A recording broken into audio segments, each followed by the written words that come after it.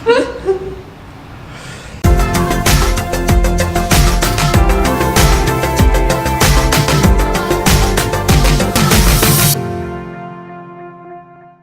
how you going? I'm Greg Lumley, and last time we spoke about what you need to be able to start off-camera flash and start working with it. And then one of the things that I wanted you to do was to basically just mess around. I've got a couple of people with me.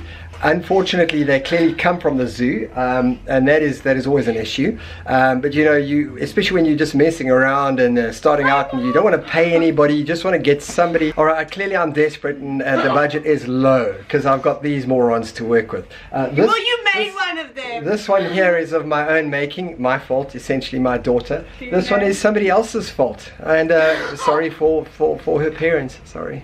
So right now we're going to do a couple of shots, and I've seen just in the background here a sort of wooden panel which I'll show you now, and I thought that could actually work quite well as a background, so we're going to give that a blast.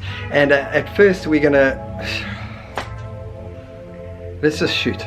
I've got the camera in P mode, which is automatic essentially. I've also got exposure compensation in the middle, so pretty much everything is full auto. Let's take a few shots.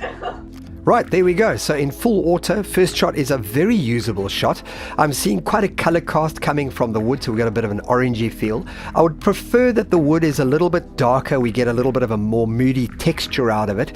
And given that there's a window directly behind me pumping out what is actually some beautiful light, that's not going to happen.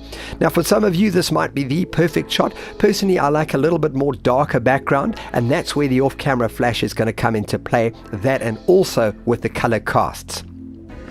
I've put the flash up against the wall here. It's a white wall, so it's going to bounce light across, giving me a nice side light. And the first thing I'm going to do is drop my exposure compensation so it makes the entire photograph just a little bit darker. It's important to remember that when you're busy building your light, you leave your flash off until the last minute. Once you're happy with all of the lighting before the flash is going to come in, i.e. the background, etc., that's when you kick the flash in. Oh my word, what a disaster. So this is the flash on what it thinks it should be outputting. I'm now going to actually drop it down by -3 EV, so that's as a start, and see what it gives me. Oh, that's brilliant. Have a look at that. That is directly out of camera. There are no color casts. There's texture in the wood. The wood's also got a nice rich color to it as well. The shadows also look great. Look at the light underneath Jamie's chin. That's essentially the slightly underexposed light coming from the main window. And then, of course, I'm using as a key light, that's my main light, the flash bouncing off the wall. And it works really nicely. And it doesn't look horribly studio-like either. So here's the before shot with natural light, and here's the after shot with the flash in the side. Like I said, you know, it's up to you on what you're trying to achieve with your lighting. For me, I like a darker background. I love that sort of little bit of a fashion feel, and that's where that darker background really does work very, very nicely. I had noticed that there were white walls all over the place, so I made use of that. And essentially what I've really done here is I have used a single flash with a camera mixed with ambient light from the window behind me, and it's worked really nicely. Now that I've got the light set up, now I'm going to actually start working on the actual shot. All through setting up the lights, I've been joking with Jamie, and I do that with my subjects as well, because they're very often not models. There's a bee in my bonnet, hello, hello, a bee in my bonnet, hello. There's a bee in my bonnet, hello, hello, a bee in my bonnet, hello. Once my settings are right, that's when I'll start to direct them and start to try and get the specific shot that I was after in the first place from them. I really like the texture of these blinds. Now the problem is shooting natural light would mean that the texture of the blinds would be lost. Up above the girls, there were little areas that you could actually place the flash, and what I did was just move the flash around until I got a light that I really liked. As you can see, there's a nice fill on their faces, the texture is in the background, and there's a bonus. The light bouncing off the roof is also creating a little bit of an edge light, separating them really nicely. This of course can be done in natural light, but I was able to do this in a spot that I had chosen, not that the light had chosen for me.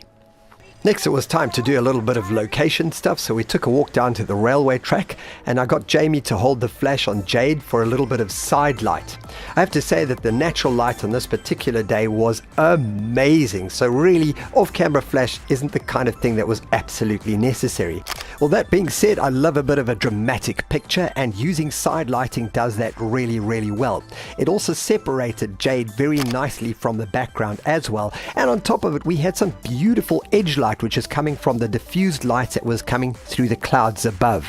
For the sake of this exercise, I shot with my camera in P mode and then just rode the exposure compensation. In this particular case, the camera had chosen a shutter speed that was too slow and actually smeared Jamie's face because of such a slow shutter speed. So get using your camera in manual mode as quickly as you possibly can. It was a cloudy day, and you can get the most amazing effect out of the sky if you can actually expose it correctly. The problem is that when you close down your exposure to expose for those clouds, the foreground also goes pitch black, and that's where the off-camera flash effect comes in really, really well, because you can light your subject in the foreground. Now, these shots, I won't lie, they're kind of cheesy, but they give you a good idea of the drama that you can actually attain by using the external flash and then balancing it with the ambient light behind.